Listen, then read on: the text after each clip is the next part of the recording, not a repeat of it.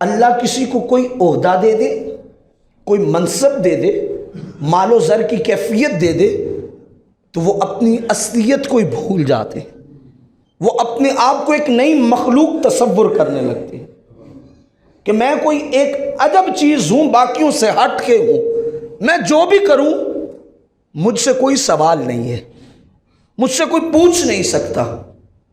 یہ بات انسان کی بربادی کا آغاز کرتی ہے، یہاں سے انسان برباد ہونا شروع ہو جاتا ہے کہ میں باقیوں سے جدا ہوں۔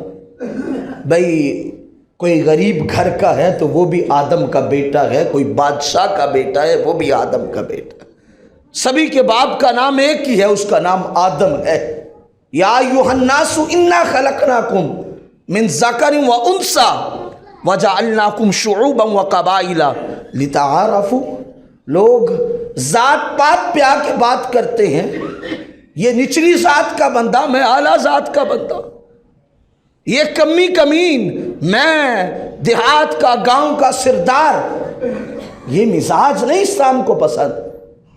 انا خلقناکم من ذکر و انثی، اللہ فرماتا ہے ہم نے تو تمہیں ایک مرد اور ایک عورت سے پیدا کیا۔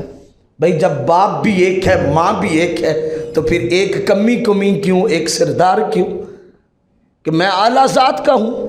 ایسا کوئی مزاج نہیں اسلام میں۔ اسلام میں عزت اسی شخص کی ہے، وقار اسی شخص کا ہے، معیار و مقام اسی شخص کا ہے جس کے اندر زیادہ تقویٰ ہوگا، جو زیادہ پرہیزگار ہوگا، جو اللہ سے زیادہ ڈرنے والا ہوگا۔ تو اس لیے اپنی زندگیوں کا ایک مزاج اپنا لیجئے، اپنے آپ کو عام انسان ہمیں سمجھنا ہوگا اور عام انسانوں والی کیفیتوں میں اپنی زندگی گزارنی ہوگی، پھر ہی وقار ملے گا۔